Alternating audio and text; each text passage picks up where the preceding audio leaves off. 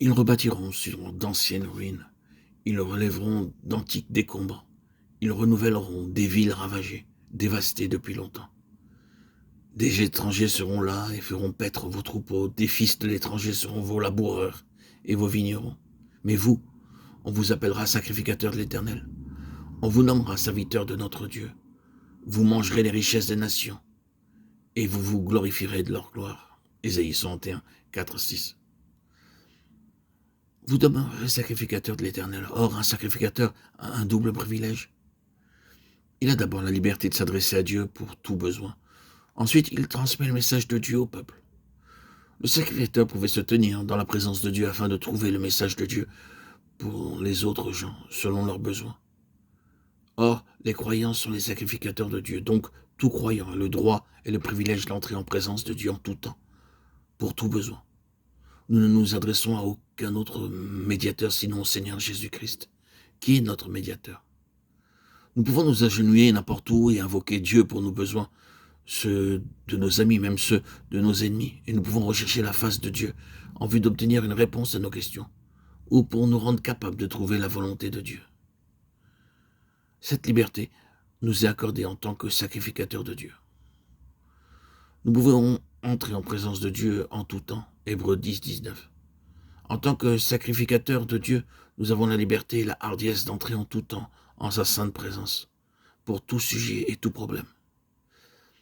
Le verset 4 du chapitre 61 d'Ésaïe dit « Ils rebâtiront sur d'anciennes ruines ».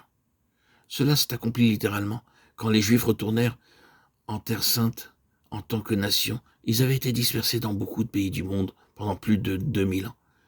Quand ils retournèrent donc, le pays n'était que ruines et vieilles villes désolées. Mais en très peu de temps, tout a été transformé en magnifiques villes, de sorte qu'un habitant d'autrefois aurait eu du mal à les connaître. Spirituellement, en tant que sacrificateurs de Dieu, nous avons le même privilège en faveur de ceux qui vivent dans le péché. Nous sommes d'abord sauvés par la grâce de Dieu. Ensuite, nous pouvons prier pour ceux qui nous sont chers et qui sont inconvertis, père, mère, frère, sœur, mari, épouse ou enfant. Et alors Dieu transformera leur vie de façon merveilleuse. Nous avons eu pendant toute une nuit une réunion de prière. Et au cours de celle-ci, Dieu a agi avec puissance. Une infirmière se mit à prier pour son chef, une doctoresse américaine. Elle pria pendant plus d'une demi-heure, disant « Seigneur, tu peux transformer une telle ?» Elle continua à prier très ardemment. Lorsqu'elle eut fini, une douce voix derrière elle lui dit « Infirmière, Dieu soit loué, je suis né de nouveau ce soir. » Elle ignorait que la doctoresse se trouvait dans la salle derrière elle. Tandis que l'infirmière priait, elle s'était agenouillée au fond, et en toute humilité s'avança et rendit le témoignage suivant. « Je suis médecin, j'ai confessé mes péchés, je suis né de nouveau. » Elle a été transformée de façon merveilleuse. Après de nombreuses années, j'ai rencontré le même médecin au Pakistan occidental. Elle était très humble, et elle rassemblait une foule importante pour une réunion. Voilà la façon de faire de Dieu. Dès que nous commençons à prier, toutes les places en ruine deviennent très fécondes. Nous pouvons prier pour nos amis, pour les étrangers, pour tous ceux qui sont ruinés par le péché. À cause du péché, nous devenons comme des édifices en ruine.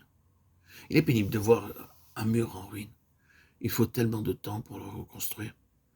Vous êtes comme un édifice en ruine, à cause du péché et de la dureté de votre cœur. Vous perdez votre temps, vous perdez votre argent, et vous êtes misérable partout où vous allez.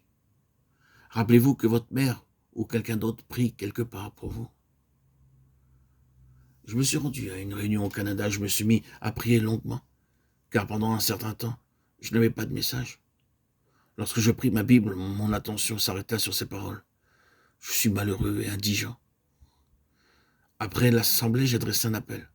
Un homme vint me trouver et dit « Je voudrais naître de nouveau. » Après que j'eus prié en sa faveur, sa sœur s'approcha et dit « Vous ne le savez pas, mais j'ai prié pendant des années pour lui.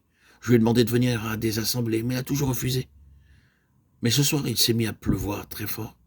Je désirais venir à la réunion et comme il pleuvait à verse, mon frère me dit « Je veux bien te conduire à la réunion. Mais je n'y entrerai pas.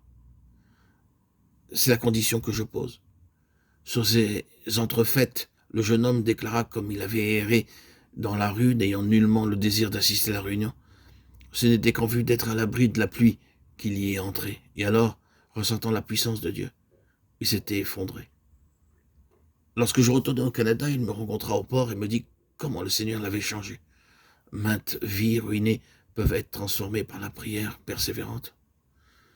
Beaucoup de gens qui ont vécu dans le péché sans joie ont été transformés par la prière de quelqu'un. Lorsque vous naîtrez de nouveau, votre vie changera et tous les endroits en ruine deviendront des lieux magnifiques.